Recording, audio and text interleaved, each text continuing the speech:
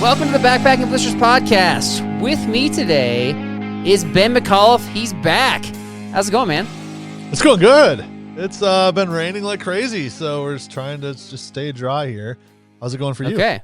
It's going good. We've got an interesting guest. We've got a guest who has never been on a podcast before, but he has an epic filmmaking career and an epic filmmaking YouTube channel. His name is Harmen. You excited about him? I am. Yeah.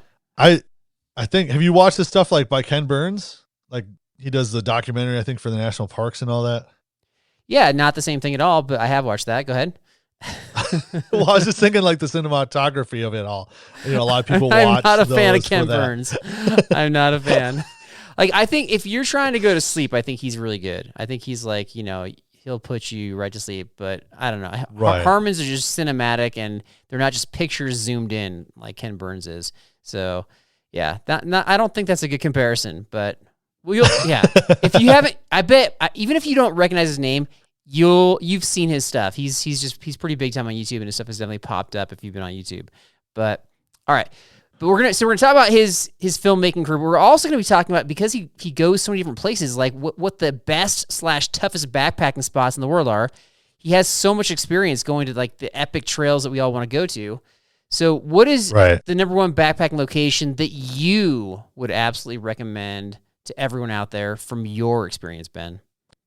My experience, well, I'm kind of boring. I go to the same trips because I like them. Yeah. So for me, it's like northern Minnesota. I love northern Minnesota around Lake Superior. Okay. You get the northern lights. Depending on when you go, mosquitoes aren't bad, so you always got to plan your trip around mosquitoes. But yeah, for me, it's the North Shore. Nothing's better than just sitting there and freezing your butt off, depending on the weather.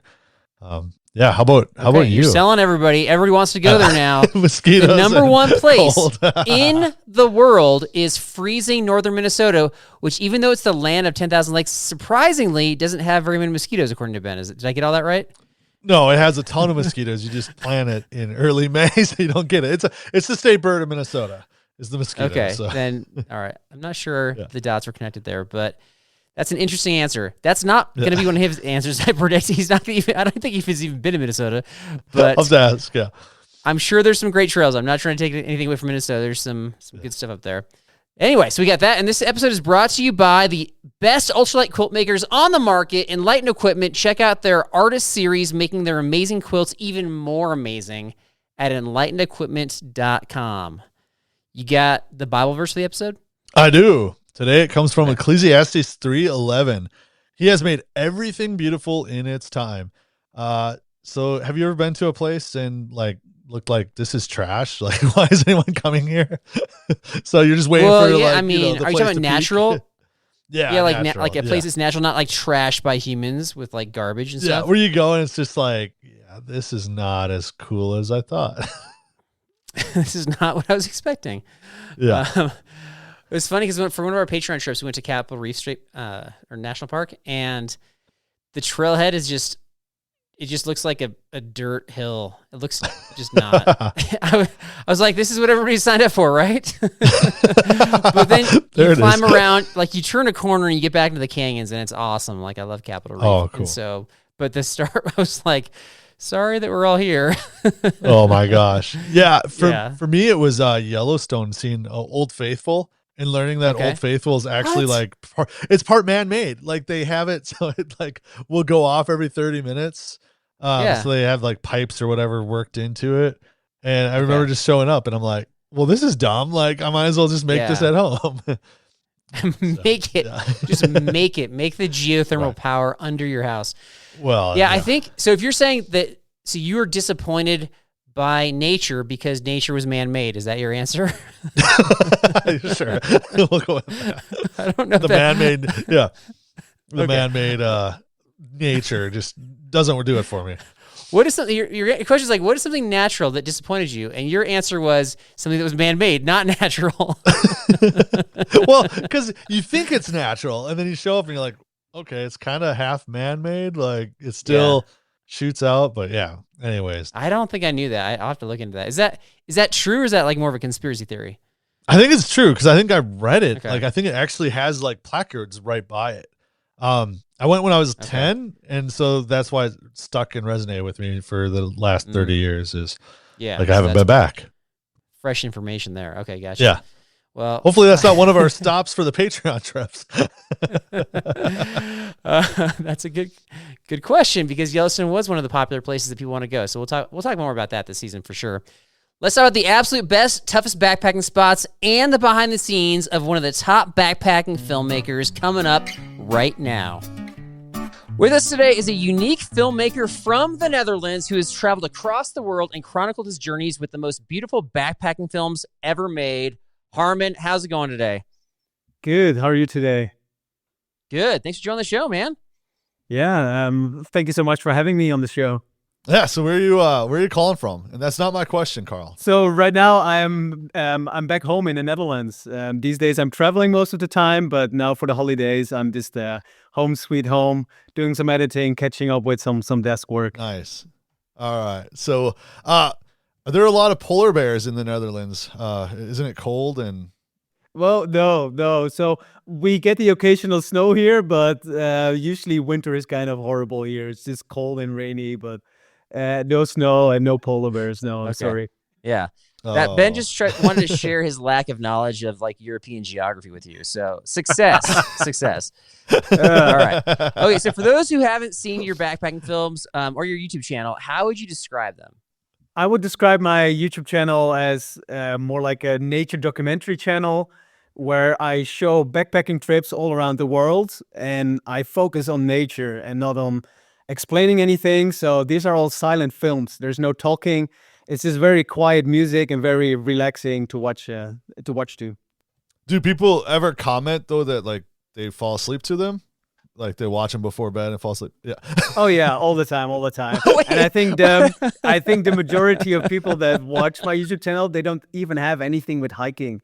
They just like to sit on the couch, put it on TV, and just either fall asleep or just relax to my videos. Oh my gosh, I don't think that's true for everybody, because so we got a connection. The reason why that we have you on the show, like we have that Enlightened Equipment connection, and so you're sponsored by Enlightened Equipment, and the marketing guy over there, Will, he told me straight up, I was like, yeah, who are you connected with that you think we should have on the show? And you were the number one person, because he's like, every time Harmen puts out a new video, he does like a countdown. It's on his calendar, and I think he gets like a bucket of popcorn. He's ready to go. So I think, yeah, not everybody's falling asleep and relaxing is all I'm trying to say. People are fired up, and you didn't even mention like your videography is top notch. Epic. Like it's like cinematic. Yeah. It's just epic. So I think that's what's bringing people in. Yeah, no, that definitely. Like I don't think a lot of people realize how much camera equipment I haul into the backcountry, but it's not just shot on a GoPro. It's like a full-on mirrorless camera, external microphone, drones if it's allowed, motorized slider, and a whole bunch more of camera equipment. Oh, motorized slider. Dude, that's the trick. Those are like 3 pounds by themselves right there. Oh, easily. Well, it's how much is your base weight then, just for your personal items compared to your camera gear and all that? Yeah, good question. So my base weight without my camera equipment, it kind of depends on the trip. If it's like a more predictable trip, like in the US, then my base weight is below 10 pounds. But with my camera equipment, you can easily add 10 to 15 pounds more of camera equipment on top of that. That's still lighter than me and Carl's packs. But what do you mean if it's a predictable trip like the U.S.? Are you saying like we're boring here? It's just like normal trails, U.S. like. So if I have to compare backpacking locations around the world, I always say that the people in the U.S. are the most spoiled. Like there's such a good trail community in the US. The trails are most of the times very well maintained, very well graded, and very well documented. Like a lot of places I go to around the world, there's no documentation about the trail conditions, or everything is in like in Chinese on some Chinese forum page somewhere. So it's really hard to get good information. And in the US, it's very well organized, and there's an excellent trail community. So that makes backpacking very easy in the US, in my opinion. Oh, that makes sense. So I watched a couple of your videos, and I couldn't help but notice that you get really far away from the camera. Do you have to go back and get that camera, or at that point are you just like, that camera's gone, I'm just going to keep going? Yeah, I get that question a lot. A lot of people think that I either use a drone or that I have a second person just going back and forth for me, or just waiting behind the camera. But everything you see in my videos is completely done solo. So there's no one else around to carry my camera, and I just walk back and forth, and that adds up to like 25 to 40% every day that I just hike extra just by going back and forth. I set up the camera on a tripod. I walk in the distance, come back, pick up the camera, and just repeat. Do you drop your backpack to get your camera, or are you carrying that with? Because I'd be the one that drops the backpack and go solo. Yeah, some shots I might do it, especially if it's like very if there's like a lot of elevation gain. But most of the time, I just keep wearing my backpack. Like it's so comfortable that I barely notice it. So I just walk back and forth with the backpack.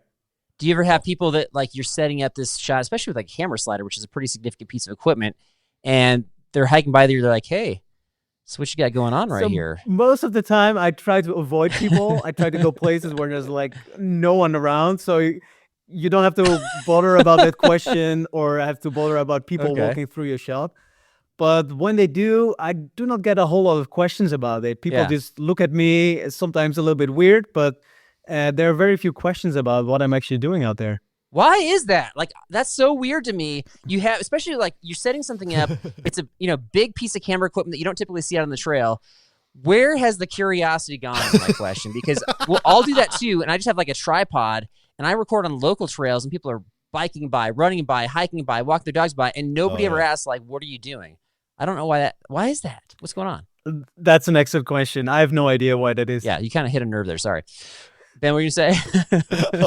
Well, just the setting up, like, what made you go into this more of the silent films than like talking about what you're doing in your trails and just more showing the scenery? Yeah, that's an excellent question. I've been thinking about that, like how this got started.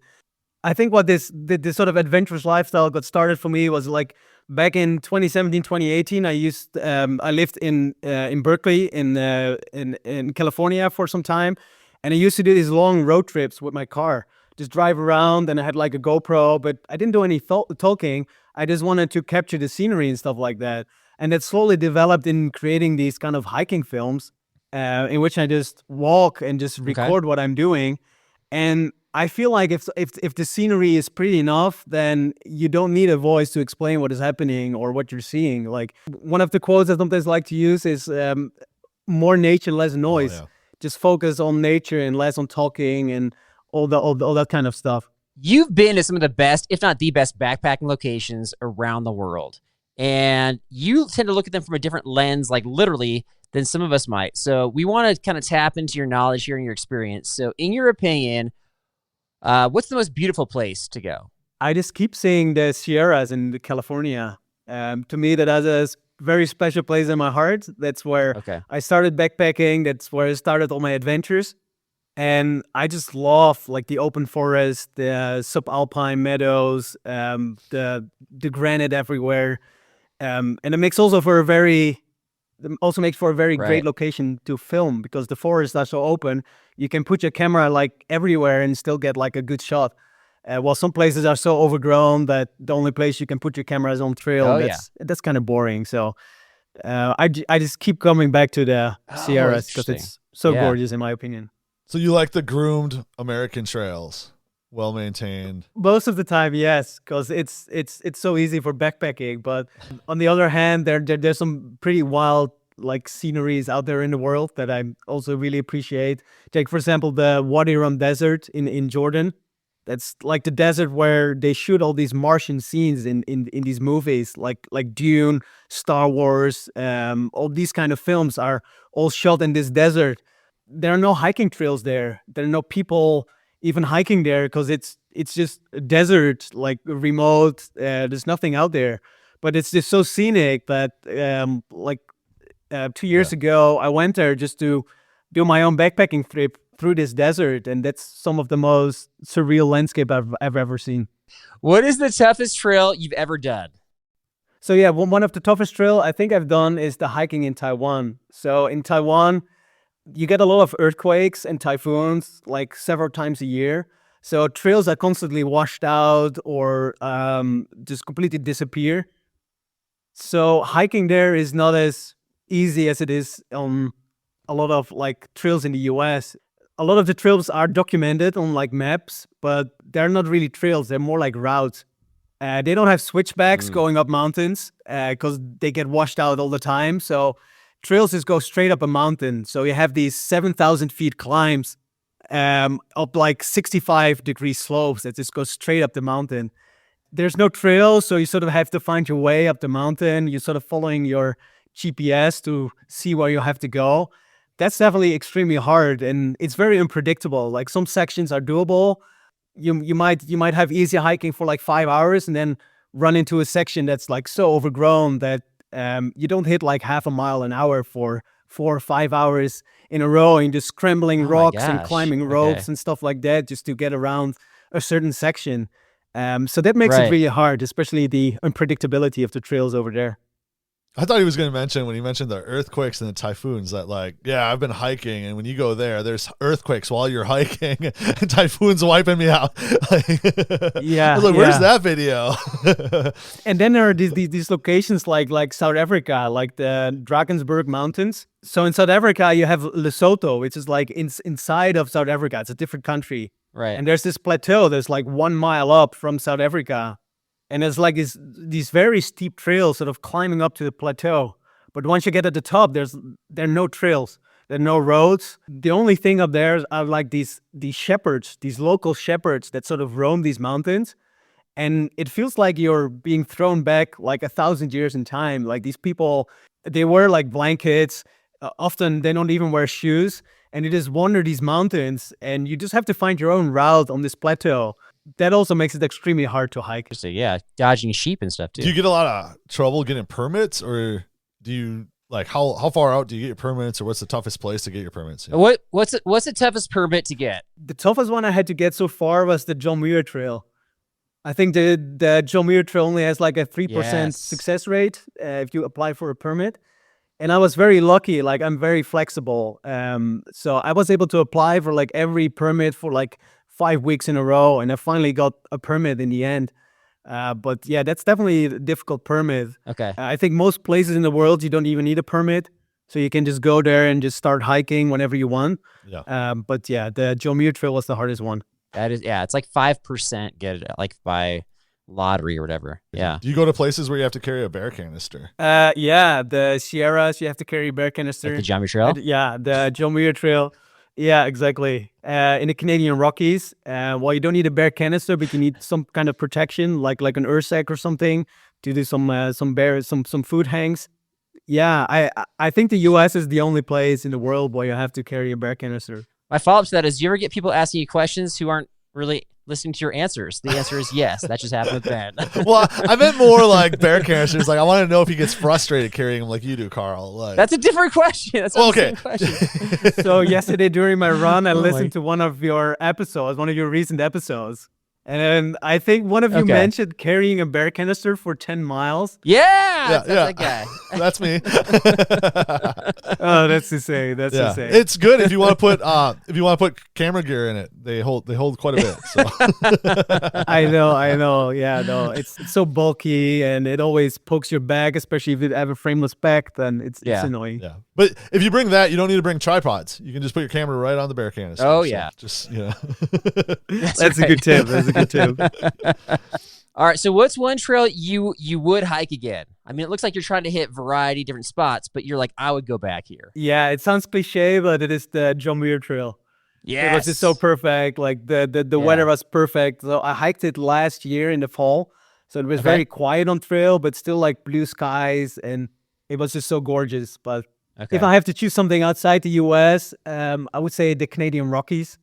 I was there last June. I was very early in the season, so there was still a bunch of snow on all the mountain passes. I had to carry snowshoes, and it was quite an adventure. But it's just so vast and so wild compared to a lot of places I've been to.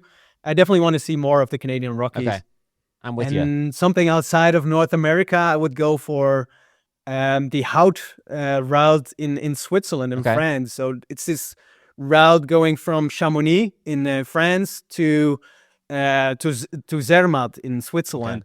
And I think it's like a 100-mile trail that I attempted last winter. I Oh, tried wow. to do it as a winter track, but I only could complete part of it because of avalanche danger and other stuff that went wrong. So I would love to go back like in the fall when when the weather is still nice, but when there's no snow. Right. we understand that. So what's one trail you would never hike again? I keep saying that I never want to go back to Scotland. And I hope no one from Scotland is listening right now, but I had such a horrible experience hiking in Scotland that It's our biggest fan base, but it's okay. so I was hiking. So I hiked there in 2021. I hiked across the Isle of Skye, which is like one of the islands in the northwestern part of Scotland. And it was still rather an experience, but it was just raining for days on end, like nonstop. And like one of those days, I had to get over this mountain pass, and I had like a headwind coming from the ocean, and it was just cold and wet. But I had my eyes on this one like mountain hut somewhere deeper in the mountains that I wanted to go to, because I knew if I was there, I could dry my stuff, get a good night's of rest. So when I was going over this mountain pass, like water was just seeping in under my rain clothes, and it was just completely soaked, and it was getting cold. But I just kept pushing on because I wanted to reach this mountain hut.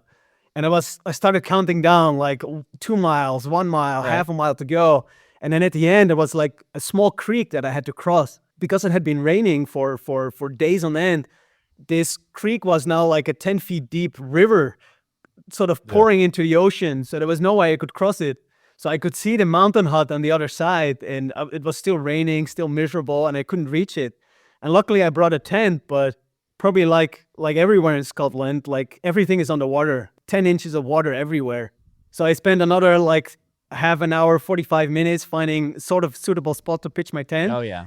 I finally pitched my tent, and it just kept raining, and it was so windy the entire night that I basically didn't get any sleep. My tent started collapsing on me because the wind was coming from the ocean. It was kind of a salty wind. So I got like salt in my camera and on my sensor, and my camera stopped working, and I had struggles, just to keep filming. Yeah. I just hated the entire experience, this hiking in the rain. So yeah. So you're just like, I hate it here. Exactly. Yeah. Oh no, that's like worst case scenario on like 3 levels right there. That's definitely the hardest part of filming. Like when it's raining, you want to keep filming when the weather is bad because that creates the best footage. But it's also super hard on the camera equipment. Like in Taiwan, I had 100% humidity for like 3 days in a row, and it was just foggy and raining all the time. And then the moisture started getting into everything. So inside my camera was fog, and in my lenses, and I had to use my stove to sort of dry out my lenses in the middle of the night just to get rid of some of this moisture, just so I could keep shooting. But yeah, I kind of feel bad for my camera because it's been through a lot. I would try that and probably melt part of the lens. Like, I was afraid of that, but yeah, luckily that didn't happen. I've tried drying out my sock with my stove before that was like wet, and I burned a hole through my sock. So that's not, that's, you gotta be careful with that gear hack, folks. Drying out your lenses with your stove. Don't try it. Oh, gosh. Oh, wow. So going to epic locations across the world, like, it seems daunting, especially to like me. Like I like to travel, but not planning a lot of stuff. What is your suggested first step to people? Yeah, first step I would suggest is getting comfortable with just backpacking. So I would just recommend the basic tips. Just start somewhere close to home, get experience with all the backpacking and stuff, and then start with simple international trips. So start looking for locations for hikes that are very well documented.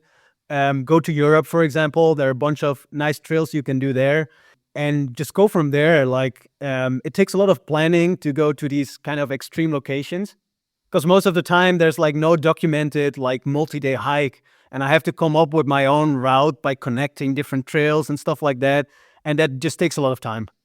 Okay, it's time, Harmen, for the lightning round. You've got 1 minute to answer as many questions as we can throw at you. The timer starts once Ben asks his first question. Are you ready? Yes, bring it on.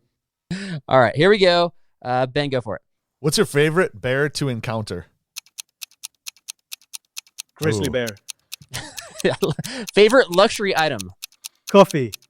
100%. Oh, how do you like How do you like your coffee? No. Lightning round. No, that is the question. You can have a mocha latte. I bring a drip coffee, so it's one of the only items I've carried for my very first backpacking trip is a small filter. I bring ground coffee into the backcountry. Okay. What is the Dutch word for Bigfoot? I don't think we have a word for Bigfoot. If I would translate it literally, it would be grootvoet. Do you like regular pizza or pizza rolls? Regular pizza. How many pairs of wooden clogs do you own? 0, to be precise. That's a stereotypical. Do you use trekking poles? Oh, yes. And time. All right. I had a little bit of time because I did throw Ben off there a little bit. But Ben, how many questions did you get out? I was at 1, 2, 3, 4. All right, I got 3, so you got 7.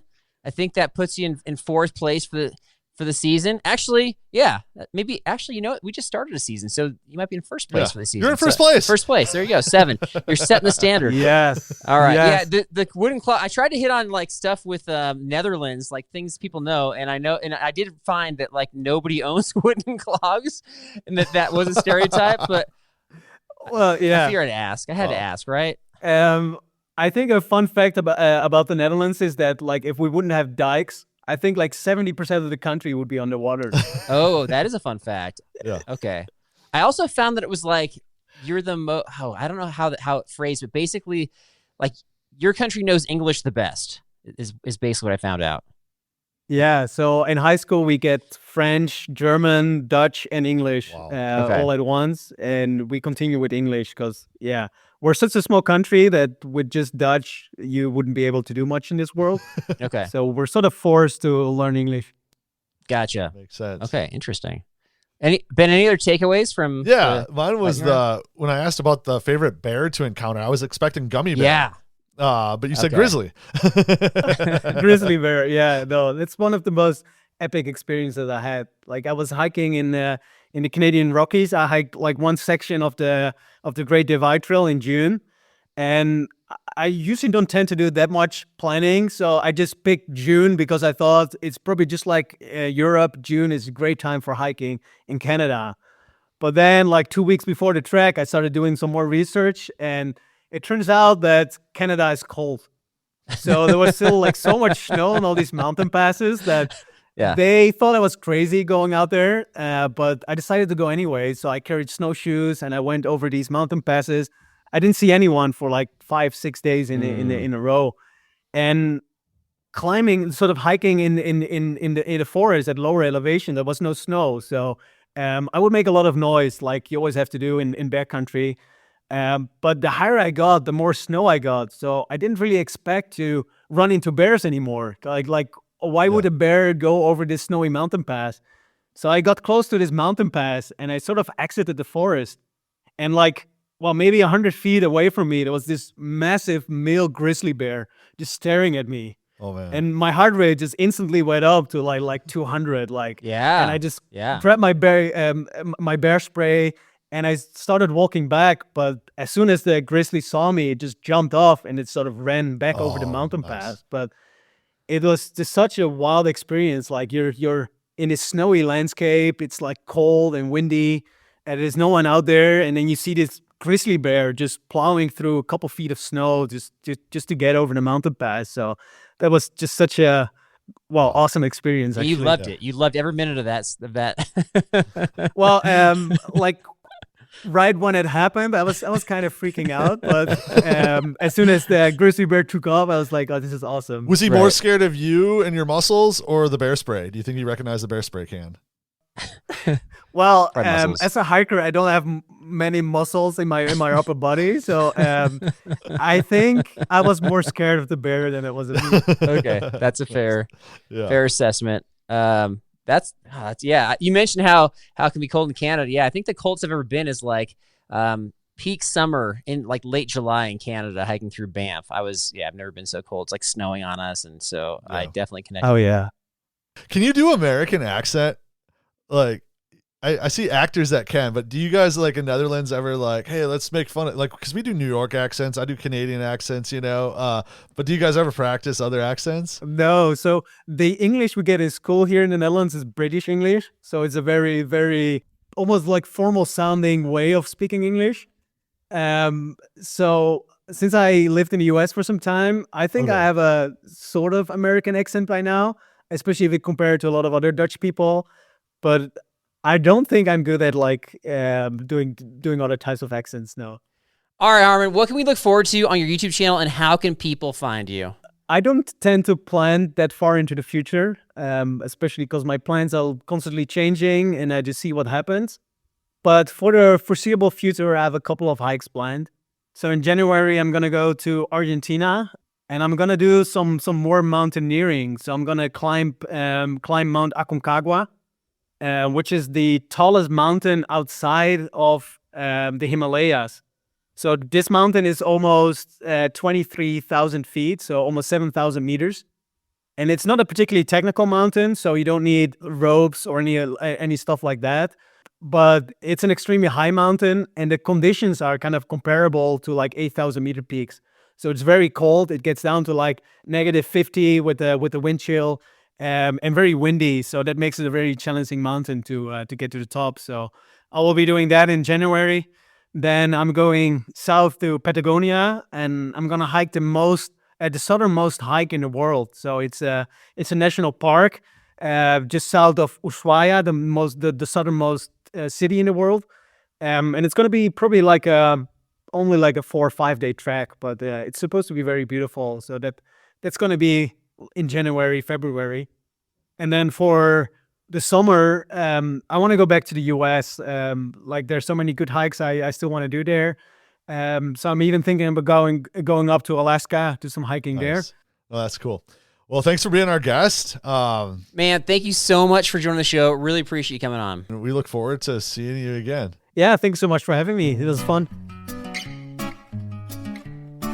Ben, that dude was great. Oh, he was amazing. Takeaways, what you got? I think for me, it was funny because I didn't want to come off rude, but asking him like majority of people that listen or watch his YouTube channel that actually just use it to fall asleep as a sleep aid rather than they're sitting down with the popcorn watching it. Would you care though, like if they said, Ben, we love when you're on the podcast because every time I turn on the podcast, it puts me to sleep. I'm trying to get to sleep. Would that bother you? I think somebody actually said that, didn't they? So it did bother me. That's a common comment. Maybe it's just my voice is very relaxing and soothing. But I think if you're going for silent and nature and you have the relaxing music, I think I'd be okay. But you put he puts a lot of effort and time into these, and just have people like fall asleep halfway through. I don't know. I think I think people might fall. I don't know. I think that if you just want a cinematic show and you just want to be inspired by the, videography, cinematography that he's got, I think that's the place to go for sure. But yeah, sometimes there's shows that like I like the show, and sometimes I'll put it on knowing that it's just kind of just lulls you to sleep. So I'm fine with that. I'd be okay. Oh, my other takeaway was the cameras. I thought for sure he's like, oh, there's a couple of times I was just too lazy to go back to the camera, or I'll hit it on the return and hope it's still there. Because that's probably more my philosophy is like, I have to go back. If it's a loop, we'll circle back around eventually. Yeah. Yeah. And then, obviously like you're taking cameras that aren't necessarily meant to be on a backpacking trip outside. He's talking about, trying to dry out a lens with his stove. Like that was my biggest takeaway. It was just imagining him do that and knowing that that's just not, it sounds like it went okay for him, but typically when you're trying to dry something out with fire, it doesn't go well. We've talked about that a lot of times on the podcast over the years. Yeah. So that was funny for me, but how do you feel like you did overall, just like your general ability just to ask a question? How'd you rate yourself there? I feel like you're setting me up for something. I think it went good. For the most part, I just kind of read what was written down and just stuck to it a couple times. You didn't? Not even close. I did. What are you talking about? What world are you living in? You just made up stuff like you completely changed questions on the spot. Reading questions? So there's 2 questions, and I thought you rewrote it twice. And so I was like, shoot, I wonder if Carl knows this. So I thought I had to like redo a question. And so, yeah. All right, so we wanted to get the most information out of him from his perspective. So we had like a lineup of questions. What's the most beautiful place to go? What's the most enjoyable trail? Like toughest trail. So we had these lined up, and we're just kind of like boom, boom, boom. And so I just wanted to get as much intel and information out there for folks that, might use this information. But you kept on changing the questions completely. So one of them, which I thought was an interesting one, was what is the toughest permit to get? And your question was something like, do you have a hard time getting permits? I was thinking maybe he's a celebrity. So he just walks in like, hey, I need a reservation. And they just like open up the restaurant, maybe the national parks do that. Yeah. Where in your case, you walk in to get a permit and you're like pictures on the wall and they're telling you like, nope, sorry, no permits for you today. So can't give you, blacklisted. He's not a celebrity, but there is something to that though, right? Because if you go to national parks and they have very strict rules, one of them being like, no, you can't fly drones in a national park, which is fair. But then if you watch that movie Free Solo, like there's drones flying around Alex Honnold, so they got permission. How come because they do it? They probably use birds. They probably put cameras on birds. And just had the birds. Yeah, that's right. That's what it was. No, there's probably a permit you can get like specifically for that. And I'm guessing if you're National Geographic, you can probably get it maybe easier just walking in and doing it. But I'm guessing there's FAA standards and all that you have to go through for drones. I'm not sure. There's some stuff. There's definitely like if you know the right person, which shouldn't be the case. Like that shouldn't be true, right? When it's publicly run, but that's how it is. So anyway, yeah. Thanks to Harmon for coming on. Hopefully there's some takeaways. If you've seen his stuff, hopefully the behind-the-scenes questions we asked were insightful and interesting. Ben, you actually asked a lot of good questions and had some good follow-up thoughts, so I'm making fun of you, but there's some good stuff there for sure. Appreciate it. So I thought it was my best one, so that's good. Okay, so I've got European geography trivia coming up right after this. The trail is calling your name. Are you ready? Are you really ready? Our good friend Rowan from Summit Strength can get you trail ready. Rowan uses rock-solid evidence to design a specialized training program just for you. There are plenty of cookie-cutter programs out there that will get you only halfway up the mountain. Make it to your adventure summit with Summit Strength. The link to your success is always in our episode description, but you can check out all the information you need at summitstrength.com.au/online. It's time to be strong and pain-free for your next adventure. European Geography Trivia is brought to us by Teton, and we got like an interesting promotion that we're going to run with Teton for the next couple episodes. I think it's around 3 episodes. So it has to do with the Numa 45 backpack. I talked about this last week. This is the backpack that's got weather-resistant coated durable fabric and a built-in rain cover. You're able to stay cool and comfortable on the trail with this fully ventilated hiking backpack offering body mapping mesh that maximizes airflow and heat distribution. So this is going to be a great option for an overnight adventure because it's a 45-liter pack, and it only comes in at $129.99. And this could be yours for less than that. We got a deal going. Okay? You ready for this? All right. Yeah. Okay. So this was not my idea. This was suggested by Jeremy, who was on our show a couple months ago from Teton. He's like, hey, Carl, you should give away a signed backpack. Like, sign it in Sharpie. What do you think, Ben? Like more valuable or less valuable? What would you say to that? I would probably say less valuable. There's probably some Patreon people that want it, like just to have, like, I got Carl's signature. But yeah. I don't think people want that. I think nobody wants that, but they might want a really good deal on a backpack. So we're going to see just how valuable this is. So it's brand new, and I'm putting it on eBay, and I'm starting it at 1 cent. And so, and that includes shipping. So if you buy it for 1 penny, then I have to pay all the shipping on it. And so I mentioned this last week. It's now on eBay. We get the link in the show description. So you could get a steal, and if you can figure out how to use some like Goo Gone on the pack to wipe off my signature to make it more valuable, maybe that'll work too. Or if you want to keep it there, then there you go. So any prediction for how much is it going to go for? Well, I think whoever gets it might just be typing in backpack and not knowing that it's from Backpacking and Blisters. I know, you're probably right. And they're going to be like, who's this Carl Mandrioli guy? Yeah, why is his name on here? This? And they might think he's famous, but I'm going to say probably $60. That's what I think it would go. Yeah. I tried to figure out if you could do like a private listing so that only people from, from the B&B community would be able to see it, but you can't. So. Just so they can get your signature. So it's not weird. Yeah. Yeah. So I'll go $80 because that's 80? still That's a good one. That's a good price. Less than 2/3 of the price of and it's brand new, so they're getting a steal. See, you say brand new, but you signed it. So for me, it's slightly used. It's out of the package. You're right. Yeah. On eBay they call it like new open box. Right. Is that fair? There you go. Yeah, that's better. So one question: who would sign a backpack that you'd be like stoked for and want? No, nobody. I don't care about signatures. Nobody.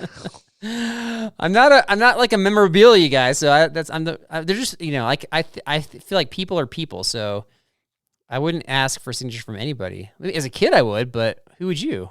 Oh, I don't know. Maybe a soccer player or something. Have them, sometimes all you guys your backpack to sign. Because that doesn't make it more rare if like someone that does a sport signs something else that's different. Maybe. So not Bear Grylls or Alex Honnold. We already mentioned him, or Conrad Anker or somebody like that. No, I think you have to make something valuable like a backpack. I think it has to be like like a LeBron James or something, like a big name. Yeah, that'd be weird for sure. I don't think he backpacks. Okay. Well, I'll ask him. Reach out and see. Okay. All right. European geography trivia. You've already revealed that you are a little bit limited in this area in terms of knowledge with polar bears in Netherlands. But number one, what sea borders the Netherlands to the north? A, the North Sea, B, Adriatic, C, Mediterranean, or D, Black Sea? Let's just go the North Sea. It's probably... North Sea. Yeah, let's go that. All right. Are you guessing, or are you? No, I'm pretty sure it's not the Mediterranean, and the other ones I just can't even think where they're at. So. Okay. North Sea is correct. Well done. Oh, there we go. Ooh. Yeah. Number two, what German woodland has a cake named after it? What's this backpacking? No multiple choice. No multiple choice. You can go backpacking here. You can go backpacking in the North Sea too. Probably not, but near there.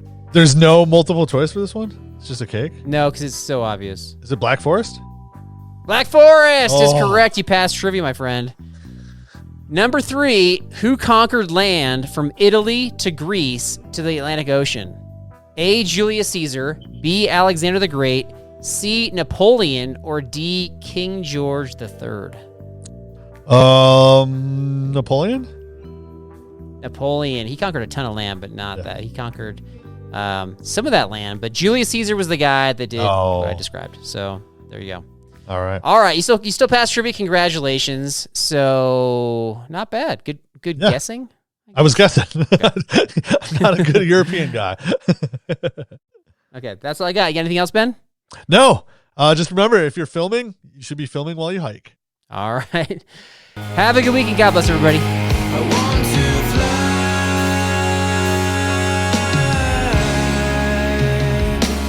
around the world. Yo, Carl and B&B. Chef Corso, I really enjoyed listening to him. And the guy is obviously an incredible food expert. And I'm just wondering, since his last name's Corso, two things. I'm wondering two things. One, is he related to Lee Corso, the famous college football coach who's now the, ESPN analyst that puts, the headpiece of the winning, the mascot headpiece of the winning team that he thinks is going to win in the big game on Saturdays for game day, ESPN's game day?